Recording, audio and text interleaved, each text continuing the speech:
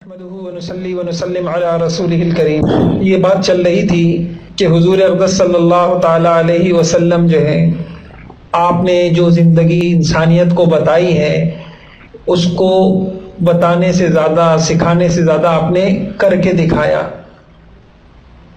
اور آپ کی اس یعنی میں ایک بات جو عرض کرنا چاہ رہا تھا کہ آج ہماری زندگی میں ہم جہاں ہمیں ناکامی ہے، اگر اس کا ہم صحیح حل چاہتے ہیں، ان پریشانیوں سے نکلنا چاہتے ہیں، تو ہم ایک ہی اگر لفظ میں اگر بتایا جائے تو وہ یہ ہے کہ ہم پیچھے کہیں نہ کہیں ہم سے کوئی غلطی ہو رہی ہے، کوئی سنت چھوٹ رہی، حضور صلی اللہ علیہ وسلم کا کوئی طریقہ ہم سے چھوٹ رہا ہے۔ مثال کے طور پہ اولاد کی تربیت ہے، اولاد بگڑ رہی ہے،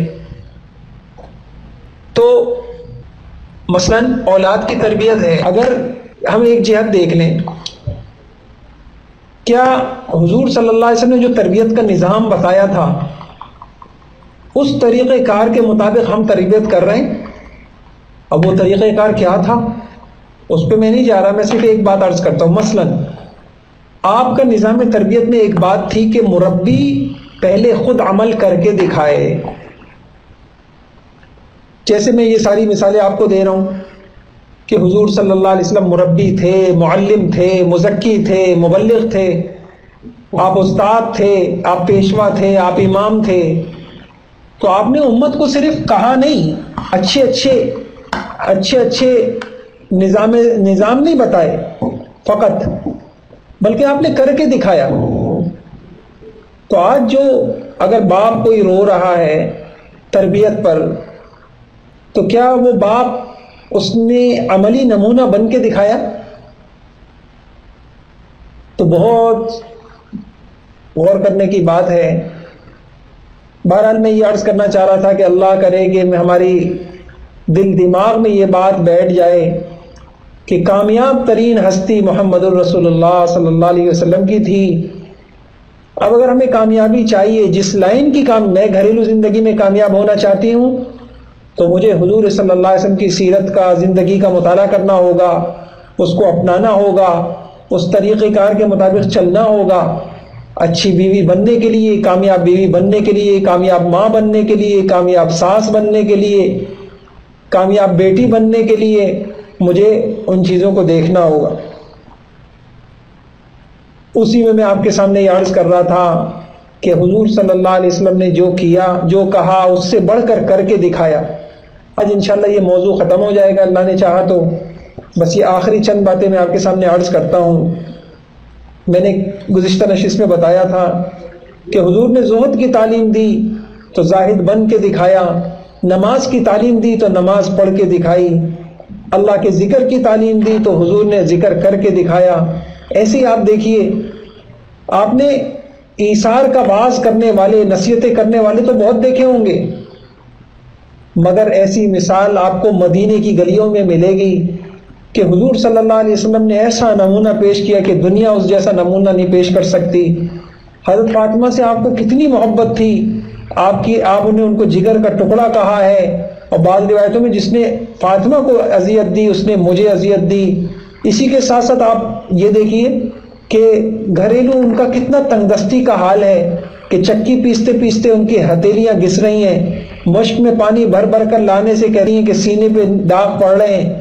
ایک دن حاضر ہوئیں اور حضور صلی اللہ علیہ وسلم سے کہہ رہی ہیں ایک خادمہ مجھے مل جائے، تھوڑا کام آسان ہو جائے۔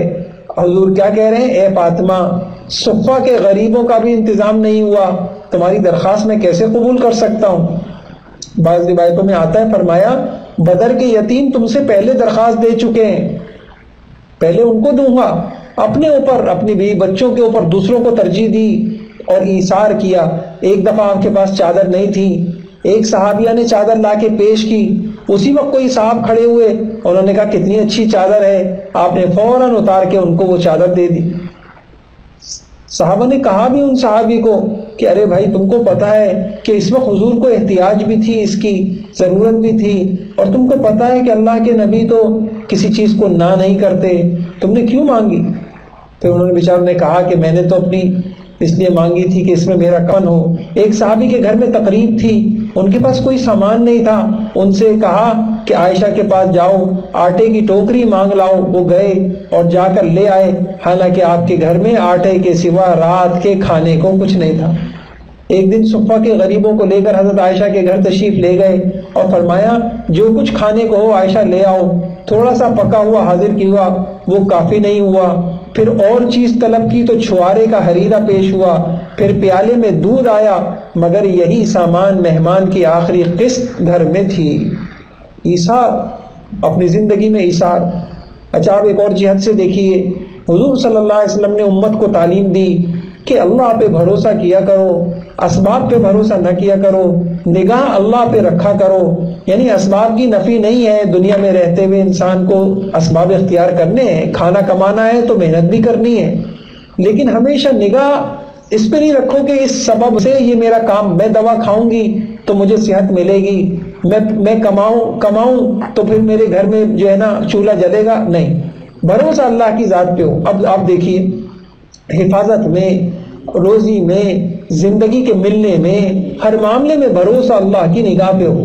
اب آپ ذرا دیکھیے حضور صلی اللہ علیہ وسلم نے اگر امت کو یہ تعلیم دی تو خود کیسا اللہ پہ بھروسہ کیا۔ یوں آتا ہے قرآن کے اندر حکم تھا وَاصْبِرْ كَمَا صَبَرَ أُولُو الْعَزْمِ مِنَ الرُّسُلِ، اے پیغمبر آپ ایسے صبر و استقلال سے رہیے جیسا کہ اولو العزم، عظمت والے پیغمبر ہوتے ہیں۔ یعنی آپ دیکھیے کہ حضور صلی اللہ علیہ وسلم ایک ایسی قوم میں پیدا ہوئے جن کے نظریات، جو اپنے نظریات کے خلاف ایک لفظ بھی نہیں سن سکتے تھے، مرنے مارنے کے لیے تیار ہو جاتے تھے، مگر حضور نے کبھی پرواہ نہیں کی، بھروسہ تھا اللہ کے اوپر، کبھی پرواہ نہیں کی۔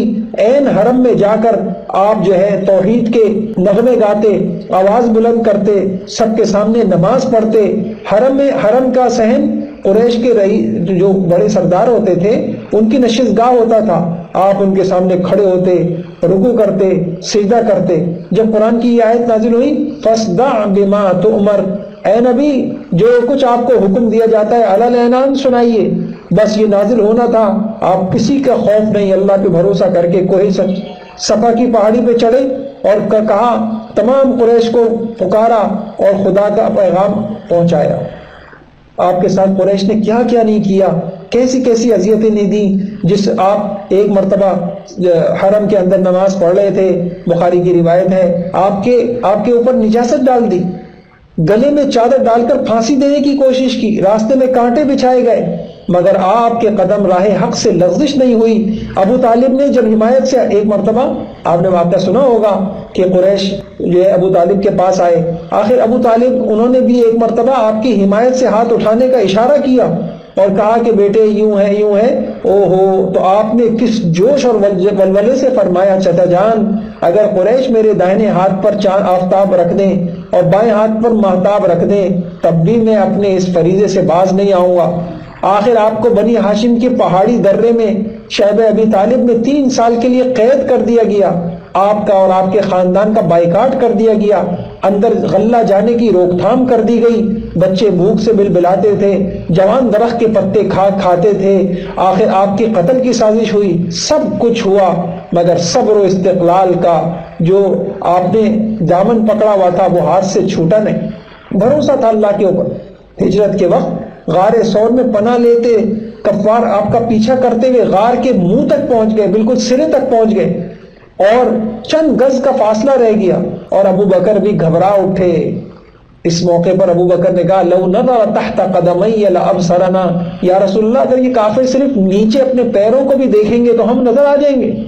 آپ نے ایسے موقع پر کیا فرمایا، یعنی بھروسہ دیکھیں، لا تحزن ان اللہ معنا، ابو بکر غم نہ کرو، اللہ ہمارے ساتھ ہیں، اللہ ہمارے ساتھ ہیں۔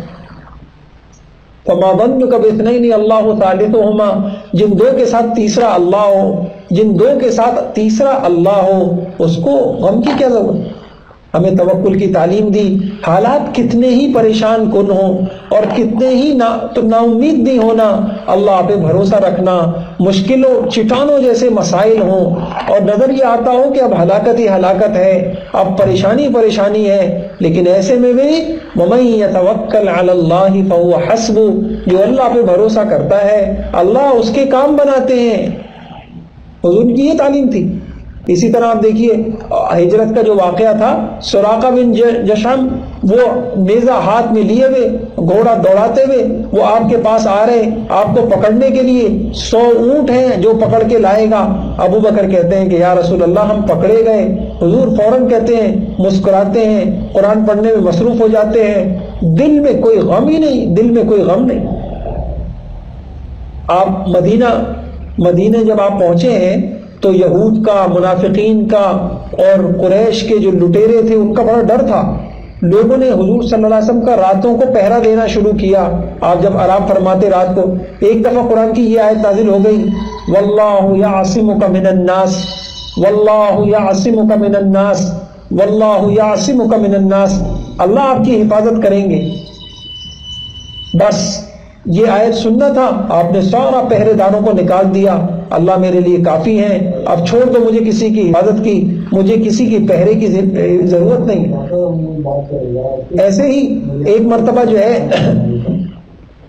مرتبہ آپ نجد کے ایک غزوے سے واپس تشریف لا رہے تھے تو ایک درخت کے نیچے آپ نے آرام فرمایا، صحابہ بھی ادھر ادھر ہو کے سو گئے، ایک بدو آیا، آپ کی تلوار کھینچی، کھڑا ہو گیا اور تلوار کھینچ کے سامنے کھڑا ہو گیا۔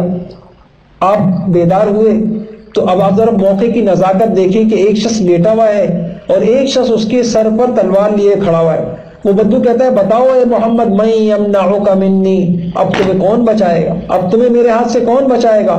وہی اللہ پہ بھروسہ، وہی اللہ پہ بھروسہ، تلوار کا خوف نہیں، بدو کا ڈر نہیں، ایک اللہ پہ بھروسہ ہے کہ زندگی موت اللہ کے ہاتھ میں۔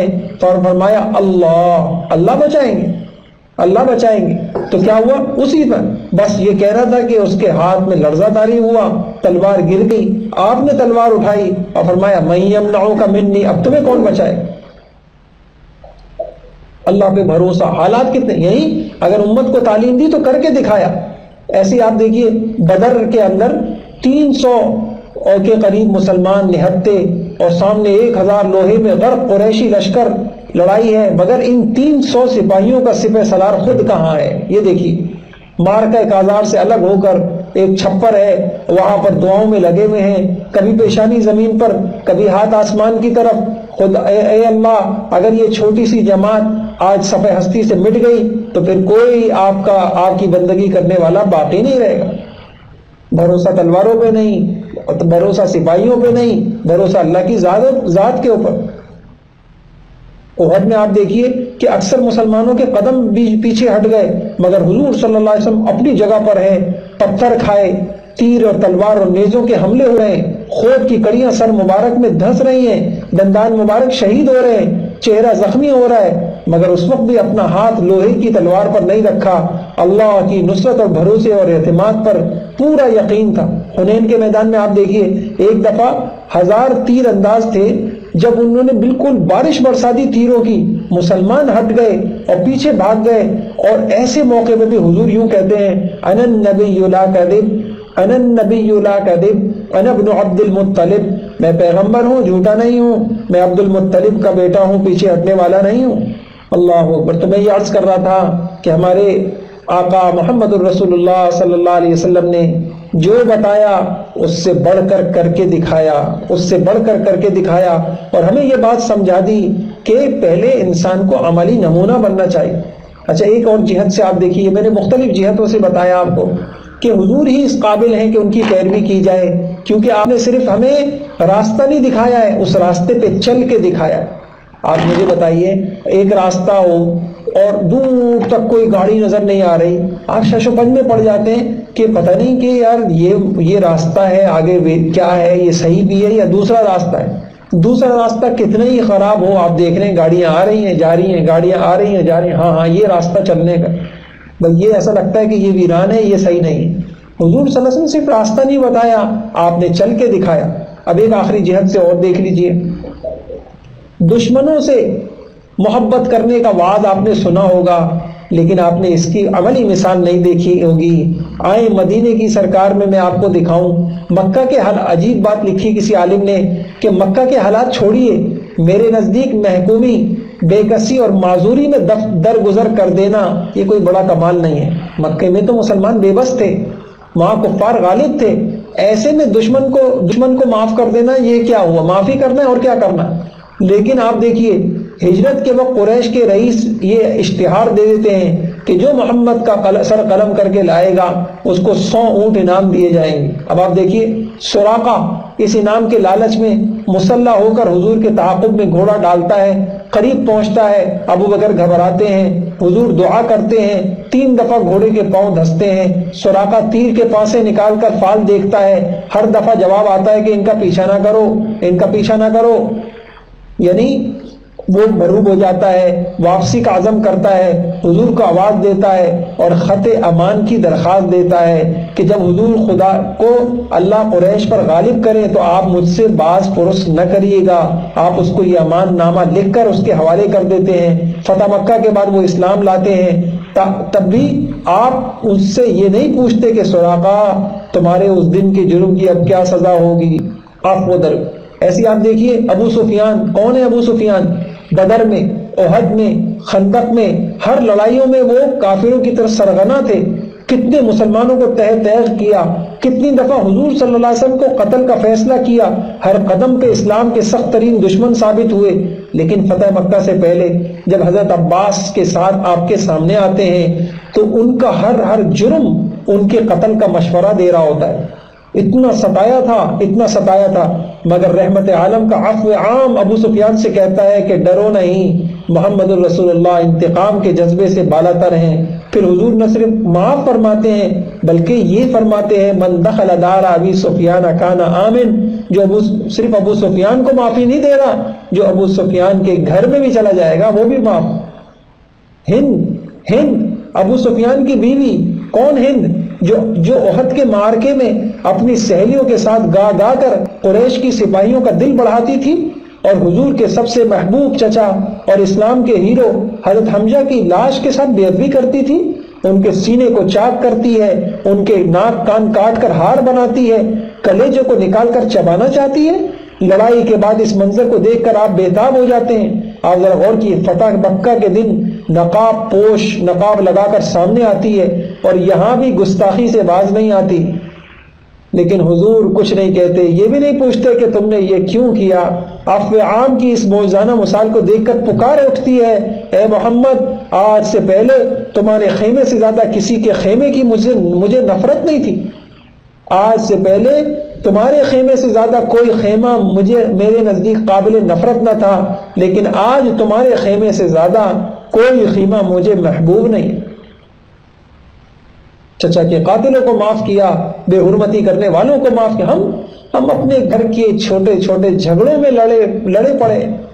آپ یقین جانیے میں نکاح کے موقع پہ یہ بات کرتا ہوں، بھائی کی شکل دیکھنے کے لیے تیار نہیں۔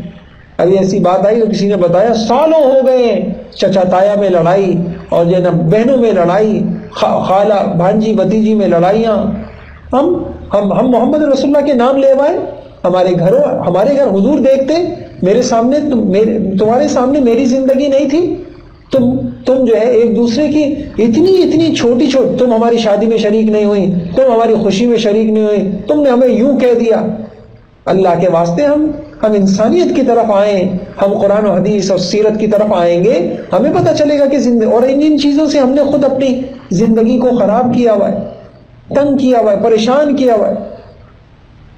اب آپ دیکھیے وحشی حضرت حمزہ کا قاتل، طائف فتح ہو جاتا ہے، بھاگ کر کہیں چلے جاتے ہیں، جہاں جاتے ہیں وہ مقام بھی فتح ہو جاتا ہے، کہیں اور چلے جاتے ہیں، آخر ان کو کوئی جائے پناہ نہیں ملی۔ لوگ کہتے ہیں وحشی تم نے ابھی بھی محمد کو پہچانا نہیں، تمہارے لیے خود محمد کے آستانے سے بڑھ کر کوئی جائے پناہ نہیں ہے، کوئی جائے امن نہیں ہے۔ وحشی حاضر ہو جاتے ہیں، حضور دیکھتے ہیں، آنکھیں نیچی کرتے ہیں، پیاری چچا کی شہادت کا منظر سامنے آتا ہے، آنکھیں ڈبڈباتی ہیں، قاتل سامنے موجود ہے، مگر ارشاد ہوتا ہے وحشی جاؤ میرے سامنے نہ آیا کرو، بس اتنا کر لو۔ شہید چچا کی یاد تازہ ہوتی ہے، معافی دے دیتے۔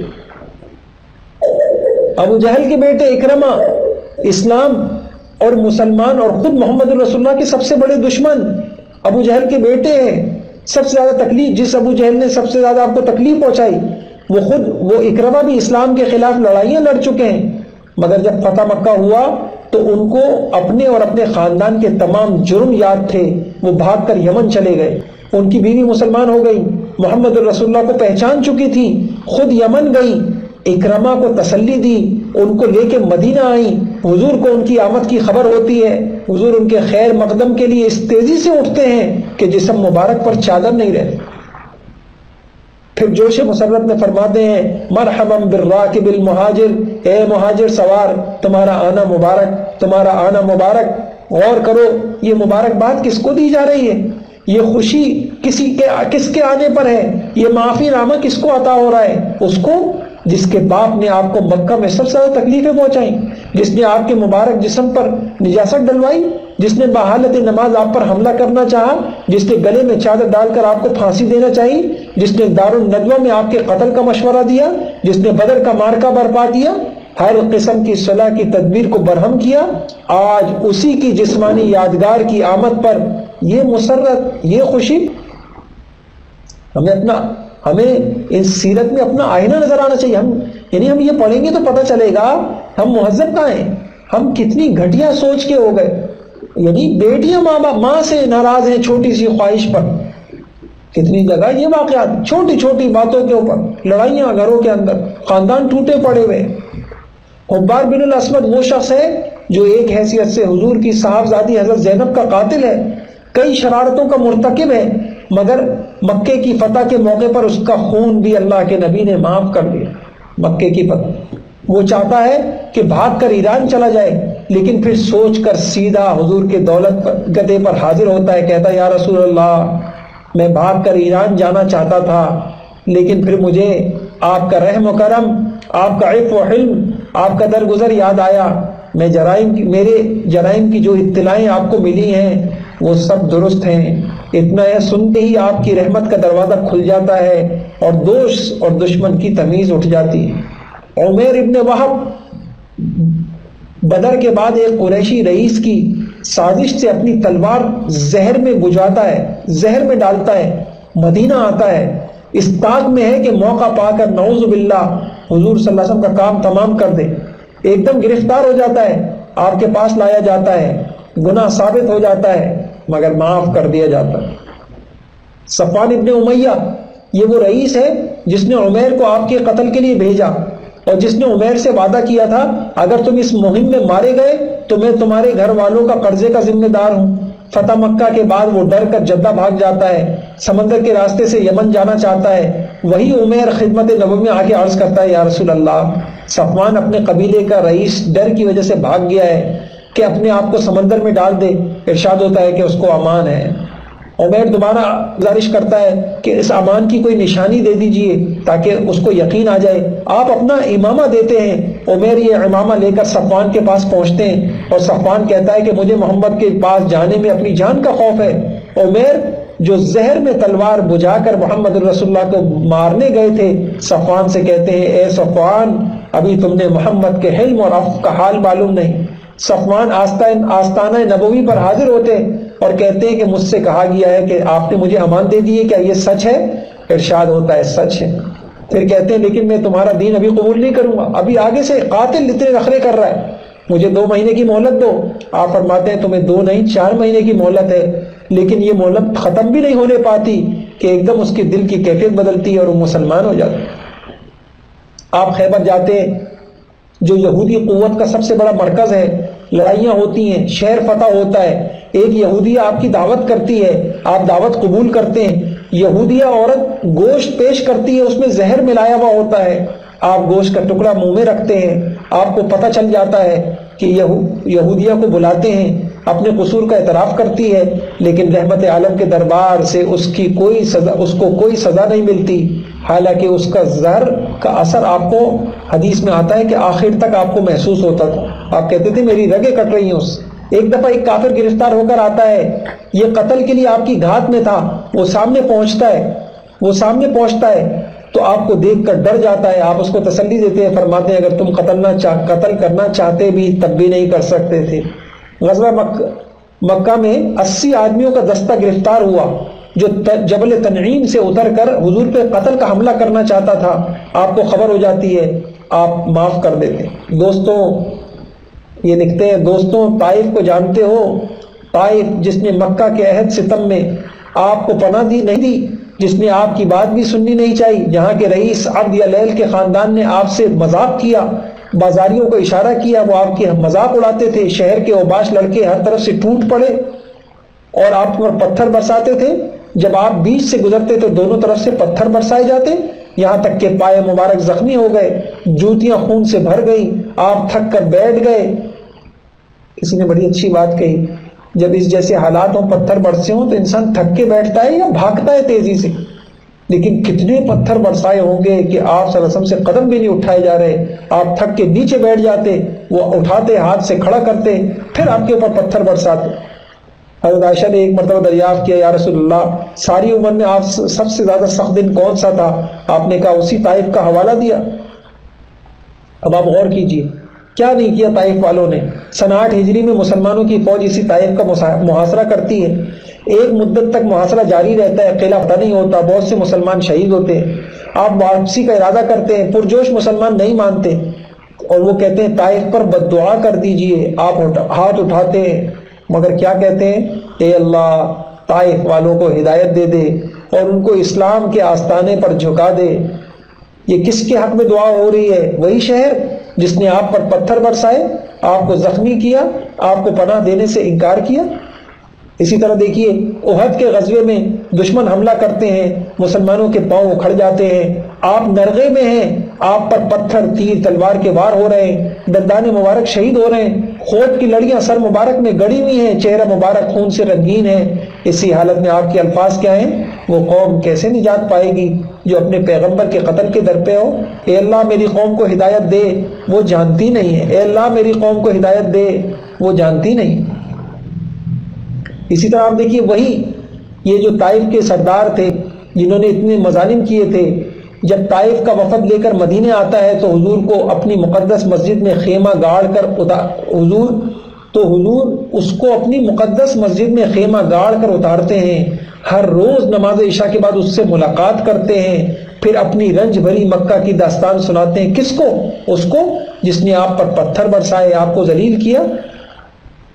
مکہ جب فتح ہوا تو حرم کے صحن میں کس حرم کے صحن میں جہاں آپ کو گالیاں دی گئیں، آپ پہ نجاستیں پھی گئیں، آپ کی قتل کی تجویزیں ہوئیں، قریش کے تمام سردار کھڑے ہیں، ان میں وہ بھی تھے جو اسلام کو مٹانے میں ایڑی چوٹی کا زور لگا چکے تھے، اور وہ بھی تھے جو آپ کو جھٹلایا کرتے تھے، اور وہ بھی تھے جو آپ کی مذمت کرتے تھے، اور وہ بھی تھے جو آپ کو گالیاں دیتے تھے، اور وہ بھی تھے جو آپ کو گستاخیاں کرتے تھے، پتھر پھینکتے تھے، آپ کے راستے میں کانٹے بچھاتے تھے، تلواریں چلاتے تھے، جنہوں نے آپ کے عزیزوں کا ناحق خون کیا، ان کے سینے کو چاک کیا، ان کے دل و جگر کے ٹکڑے کاٹے، اور وہ بھی تھے جو غریب اور بےکس مسلمانوں کو ستاتے تھے، ان کے سینے پر آریاں چلاتے تھے، جلتی ریتوں پہ لٹاتے تھے، دہکتے کوئلوں سے ان کے جسم کو داغتے تھے، نیزوں کی انی سے ان کے بدن کو چھیدتے تھے۔ آج یہ سارے مجرم سر نیچے کر کے کھڑے ہیں، پیچھے 10,000 مسلمانوں کا لشکر ہے، تلواریں ہاتھ میں ہیں، ایک اشارے کی منتظر تھی کہ ادھر اشارہ ہو اور ایک دم زبان مبارک کھلتی ہے۔ سوال ہوتا ہے قریش بتاؤ میں آج محمد تمہارے ساتھ کیا سلوک کروں؟ جواب ملتا ہے محمد تو ہمارا شریف بھائی ہے، شریف بھتیجا ہے۔ ارشاد ہوتا ہے آج میں وہی کہتا ہوں جو یوسف نے اپنے ظالم بھائیوں کو کہا تھا، لا تثریب علیکم اليوم، آج تم پہ کوئی الزام نہیں ہے، اذهبوا فانتم الطلقاء، تم سب چلے جاؤ، میں نے تم سب کو معاف کر دیا۔ ہم اس پیغمبر کے امتی ہیں، اس پیغمبر کے امتی ہیں جنہوں نے اتنے بڑے بڑے جرائم کو معاف کیا۔ اللہ مجھے آپ کو سمجھ عطا فرما دے۔ ہمارے تو یعنی ہم نے جو محمد الرسول اللہ صلی اللہ علیہ وسلم کو چھوڑا، آپ کے دامن کو چھوڑا، آپ کی تعلیمات کو چھوڑا، ہم جو مغرب کے گن گاتے ہیں، کیا دیا ہے ہم کو مغرب نے؟ کیا دیا ہے ہمیں مغرب نے؟ سوائے ایک خود غرض قسم کا انسان، ایک بے حیا قسم کا انسان، جس کو نہ اللہ کی پہچان، جس کو نہ رسول اللہ کی پہچان، جس کو نہ قرآن کی پہچان، جس کو نہ قبر کی تیاری کی فکر، جس کو نہ رشتوں کی پہچان، جو نہ صلہ رحمی کو جانتا ہے، بس ایک چیز جانتا ہے کہ میری بات پوری ہونی چاہیے اور خواہش پوری ہونی چاہیے، دنیا دنیا دنیا۔ اس لیے گزارش یہ ہے کہ یہ میں نے کئی نشستوں میں آپ کو پوری تفصیل سے عرض کیا، کاش کہ مائیں اپنی بچوں کو یہ سنائیں، کاش کہ ہم روئے راتوں کو، یا اللہ ہم نے کیا کیا اپنی زندگی کے ساتھ، ہم کون سی زندگی گزار رہے ہیں، ہم کس زندگی کی طرف جا رہے ہیں، کیا ملا ہے ہمیں اس زندگی پہ۔ یعنی آپ دیکھیں قدم قدم پہ ناکامیاں، قدم قدم پہ ناکامیاں، لیکن کوئی جو ہے اس رخ کو بدلنے کے لیے تیار نہیں۔ اس لیے اب کرنا کیا ہے وہ میں عرض کرتا ہوں کہ سب سے پہلے ہم اپنی معاشرت کو بدلیں، اپنی طرز زندگی کو بدلیں، اپنی سوچوں کو بدلیں۔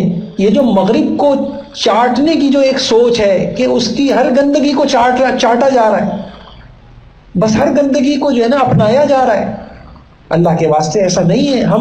ہمارے ابھی ایک ہمارے طالب علم ہیں، وہ امریکہ میں ہوتے ہیں، یہاں آئے تو مولانا طارق جمیل صاحب کے استاد ہیں، ان کے پاس گئے تو ایک جملے میں انہوں نے کیا پیاری بات کہا، امریکہ کیوں گئے ہو، دینے گئے ہو لینے گئے ہو، امریکہ کیوں گئے ہو، دینے گئے ہو لینے گئے ہو۔ مسلمان دینے والا ہوتا ہے، مسلمان لینے والا نہیں ہوتا۔ ان کو ایمان دینے جاؤ، ان کو حیا دینے جاؤ، ان کو حضور کی تعلیم دینے جاؤ، ان کو حضور کے اخلاق دینے جاؤ، بھیک مانگنے والے بن کے مت جاؤ، بھیک مانگنے والے بن کے مت جاؤ۔ اللہ کی قسم آج بھی ہمارے پاس بہت کچھ ہے دینے کے لیے، وہ کیا چیز ہے ان کے پاس رشتوں کا تقدس نہیں، ان کے پاس ماں نہیں، ان کے پاس باپ نہیں، چچا تایا نہیں، کیا چیز ہے ان کے پاس؟ ہمارے پاس رشتوں کا تقدس ہے، ان کے پاس قرآن نہیں، ان کے پاس ان کی نبی کی زندگی نہیں، ان کے پاس پاکیزہ نظام نہیں، حیا نہیں، گندگی کا نظام ہے۔ طہارت کا نظام لے لیں آپ، اللہ کی قسم پاکیزگی کا نظام لے لیں، اس سے بہتر کوئی نظام نہیں۔ طہارت کا، صفائی کا، پاک دامنی کا، حیا کا، شرم کا، وہ کیا چیز ہے جو ہمیں اللہ کے نبی نے ہمیں نہیں دیے۔ کھانے کا نظام آپ دیکھ لیں، اللہ کی قسم اس سے بہتر کوئی نظام نہیں۔ پینے کا نظام، پہننے اوڑھنے کا نظام، کیا پاکیزہ تعلیمات تھی۔ یعنی آپ دیکھیں، یعنی پہننے کے مقاصد کیا تھے؟ ایک کپڑے میں 2-3-4 باتیں ہونی چاہیے۔ کپڑا انسان کے جسم کو، سطر کو چھپائے، کپڑا انسان پہنے تو انسان کو اللہ عزت دے، اور یہ چیزیں تھیں۔ ان کو تو نہ پہننے کی تمیز، نہ کھانے کی تمیز، نہ کھانے کا طریقہ، وہ کھانے بنانے والے کا شکر نہیں جانتے، کچھ بھی نہیں جانتے۔ اور ہم ہیں ان کی ہر گندی تہذیب کو لیں گے۔ وہ ویلنٹائن ڈے منائیں گے، ہم بھی منائیں گے۔ وہ مدر ڈے منائیں گے، ہم بھی منائیں گے۔ وہ عشق و معشوقی کی داستانیں اور قائم کریں گے، ہم بھی اسی رخ کے اوپر بہہ گئے۔ ہماری بچیوں کے آج لباس کیا ہے؟ یہ پینٹ شرٹ ہماری بھی کوئی تہذیب ہے یا نہیں ہے؟ آج بچیاں جو ہے یہ جو لباس بڑھتا چلا جا رہا ہے، اللہ کے واسطے مائیں سمجھائیں، بیٹی یہ ہماری تہذیب نہیں ہے۔ ہم بھی ایک قوم ہے، ہم مسلمان ہیں، ہر قوم کی ایک تہذیب ہوتی ہے، ان کی کچھ اقدار ہوتی ہیں، ان کی کچھ طریقہ زندگی ہوتا ہے۔ ہم کیوں کسی قوم سے لیں؟ کیا ہماری اپنی کوئی تہذیب نہیں ہے؟ اور میں آپ کو ایک بات بتاؤں، یقین جانیں جس رخ پہ ہم جا رہے ہیں اس کا انجام ہم بھی نہیں پسند کرتے، یقین جانیں۔ کوئی ماں چاہے گی کہ اس کی بچی جو ہے نا بغیر نکاح کے کسی لڑکے کے ساتھ بھاگ جائے؟ جس رخ پر ہم جا رہے ہیں اس کا آخری انجام یہی ہے۔ کوئی ماں چاہے گی بغیر نکاح کے ساتھ میری بچی کسی کے ساتھ رہے، میری بہن رہے؟ کوئی نہیں چاہے گا۔ جب ہم نہیں چاہ رہے تو ہم اس رخ کے اوپر کیوں چل رہے ہیں؟ جو رخ ہم نے اختیار کیا اس کا آخری نتیجہ یہی ہے، تو ہم اللہ کے واسطے ہمیں ایک پاکیزہ، ہم حضور کی تعلیمات، ہمارے یہاں پردے کا نظام ہو، حیا کا نظام ہو، حجاب کا نظام ہو، لباس ہمارے یہاں طریقہ کار ہو، قرآن سے ہماری گھریلو زندگی کی ابتدا ہوتی ہو، ہمارے گھروں میں نماز کا نظم ہو، ہمارے گھروں میں حضور کی سیرت پڑھی سنائی جاتی ہو، حضور کے اخلاق سنائے جاتے ہو، ہمارے گھروں میں صلہ رحمی ہو، ہمارے گھروں میں ایک دوسرے کے حق کا پہچاننا ہو، ہمارے ایک دوسرے کے حق کو ادا کرنا ہو، ہمارے سینے وسیع ہوں، صرف مال کے لیے جینا نہیں ہو۔ اور ایک بات میں آپ سے عرض کروں، یہ جو مغربی جتنا نظام ہے نا، اس تصنع، دکھلاوا، تکلف، بناوٹ، ان پھولوں میں خوشبو نہیں ہے، اللہ کی قسم۔ یہ پلاسٹک کے وہ پھول ہیں جو دیکھنے میں تو خوبصورت ہیں، ان میں خوشبو نہیں ہے۔ خوشبو تو وہ ہوتی ہے مہمان کا احترام، خالہ کا احترام، ماں کا احترام، رشتوں کا احترام، دل سے عظمت ہو۔ کیوں؟ حضور نے کہا تھا کہ جو اللہ رسول پر، آخرت پر ایمان رکھتا ہے وہ مہمان کا اکرام کرے۔ ہمیں تو ایک تصنع، ہماری تقریبات میں تصنع، پیسے کا دکھلاوا، جی، اور ایک مقابلے کی ایک ریس، جس کو کہتے ہیں ریس، مقابلے بازی. اللہ کی قسم یہ محمد الرسول اللہ کی تعلیمات نہیں ہے. نکاح میں مقابلے بازی، شادی کارڈ چھاپنے میں مقابلے بازیاں، کارڈ چھاپنے میں، ڈرائنگ روم کے اندر مقابلے بازیاں، کس کے صوفے قیمتی، ان کے ایسے تو ہمارے ایسے. اور اب تو عبادات میں مقابلے باز، قربانی کا جانور ایسا لے کے آیا، ہمارا ایسا آئے گا. ہم کہاں چلے گئے، ہم کہاں چلے گئے. یہ یاد رکھیے گا. یہ ہماری ایک میں آپ کو ایک چیز کہتا ہوں، خواتین اس کو لکھ لیں. تو بہت میں نے طالب علم کو پڑھا رہا تھا تو میں نے کہا لکھ لو، ایسی چیز بتا رہا ہوں، لکھ لو. اور جو ہے نا آپ کو قدم قدم پہ یہ چیز جو ہے نا آپ کو ایک اچھا انسان بنائے گی. آپ بھی لکھ لیں. امتیازی شان سے بچنا ہے، امتیازی شان. بس جب کبھی یہ خیال ذہن میں آئے یہ کام میں کیوں کر رہی ہوں، امتیازی شان، دوسروں سے نمایاں ہونا، دوسروں سے اپنے آپ کو نمایاں کرنا، بس یہ ایک چیز لے لیں. یہ تکبر ہے، یہ بڑائی ہے، یہ دکھلاوا ہے، یہ ریاکاری ہے. اور اس کی پہچان اور ایک علامت میں نے آپ کو دے دی. کوئی بھی کام کرتے ہوئے یہ خیال دل میں سوچئے یہ کیوں کر رہی ہوں، ایک دم آپ کو پتہ چلے گا اچھا یہ فلاں کے مقابلے میں، تاکہ میں ان سے نمایاں نظر آؤں. اپنے آپ کو بنا ٹھنا کے، کیوں یہ پہنا ہوا سوٹ ہے یہ دوبارہ نہیں پہنوں گی، کیوں یہ مہنگا سوٹ، کیوں یہ سجاوٹیں، کیوں یہ شادی پہ اتنا خرچہ، کیوں مہمان کو کھلانا، مہمان تو ماشاءاللہ یہ بھی کھا لے گا، لیکن فلاں ماحول کیوں، فلاں چیز کیوں. پیچھے سے دل بتائے گا امتیاز، دوسروں سے ممتاز نظر آؤں، دوسروں سے نمایاں نظر آؤں. تف ہے اس زندگی پر کہ کولوں کے بیل کی طرح کما کما کے کمر ٹیڑھی ہو جائے اور پیسے لگے تو دوسروں کو دکھلانے پر. تف ہے اس زندگی پر. یہ پیسے لگتے اپنی قبر بنانے پر، یہ پیسے لگتے اپنی جنت بنانے پر، یہ پیسے لگتے انسانیت، دکھی انسانیت کی خدمت پر، یہ پیسے لگتے اسلام کی اشاعت پر. لوگوں کو کلمہ پہنچتا، لوگ حافظ بنتے، لوگ قاری بنتے، عالم بنتے، لوگوں کو دین پہنچتا، یہ مکتب کھلتے، دین لوگوں تک پہنچتا، نوجوانوں میں حیا آتی، لوگوں کو کلمہ ملتا، لوگوں کو اپنی دین کی معلومات ہوتی، حضور کی سیرت کی پہچان ہوتی. یہ پیسے اس پہ لگتے. اللہ مجھے آپ کو عمل کی توفیق عطا فرما دے. انشاءاللہ یہ جو اسباق تھے یہ بار بار آپ سنیں، آپ دوسروں کو بتائیے. اور یہ جو میں نے چند اسباق لیے حقوق مصطفیٰ کے نام سے، قسم کھا کے کہتا ہوں کسی کی خوش نصیب کی زندگی میں اگر یہ سبق اتر گئے، یہ بات سمجھ آ گئی، اس کی زندگی میں انقلاب آ جائے گا، خوشیاں آ جائیں گی. رونا تو اسی بات کا ہے کہ ہم تو آئی تھے، حضور نے کیا، وہ جو آخری حج میں آپ صلی اللہ علیہ وسلم کہتے ہیں حضور کا جو آخری حج تھا یہ ذمہ داری سونپی تھی. الا فلیبلغ الشاہد الغائب. جتنے موجود ہیں اب یہ ذمہ داری ہے کہ یہ اب یہ آگے پہنچانا ہے. ہم آگے تو کیا پہنچاتے ہیں، ہم خود ہی عمل نہیں کر پائے. اللہ مجھے آپ کو عمل کی توفیق عطا فرما دے. طے کرے انشاءاللہ، کوئی شرم نہیں، حضور کے سامنے سرخ رو ہو جائے. کیا چلا جائے گا ہم ایسا لباس پہن لیں جس سے میرے نبی کی آنکھیں ٹھنڈی ہو جائیں؟ کیا چلا جائے گا عورتیں اگر برقع پہن لیں گی؟ کیا چلا جائے گا کہ اگر ہم گھروں میں قرآن، تفسیر، حدیث ہم یہ پڑھیں گے؟ اللہ مجھے آپ کو عمل کی توفیق عطا فرما دے اور ہمیں کامل اتباع سنت کا نمونہ بنا دے. اور صرف نمونہ نہیں، ہم سنت کی دعوت کو پھیلائیں، اپنے خاندانوں میں پھیلائیں. اس لیے خواتین کوشش کیا کریں، خوب لے کر آئیں اور اپنی عملی زندگی میں انشاءاللہ وہ کریں. اور اگر کسی کی عملی زندگی میں سوچ میں انقلاب آیا ہو تو کارگزاریاں بھی آپ مجھے لکھ کے دے دیا کریں. خالد صاحب کو کارگزاری لکھ کے دے دیں کہ الحمدللہ ہماری باتیں سن کر ہماری زندگی میں یہ انقلاب آیا، یہ انقلاب آیا. انشاءاللہ اس سے دوسروں کے لیے بھی ترغیب کا باعث بنے گا اور ہمارے لیے بھی حوصلہ افزائی کا باعث ہوگا. سبحان اللہ وبحمدہ، سبحان اللہ العظیم. اللہم صلی وسلم علی نبینا محمد. اے اللہ جناب نبی کریم صلی اللہ علیہ وسلم کو ہماری طرف سے، پوری امت کی طرف سے جزائے خیر عطا فرما.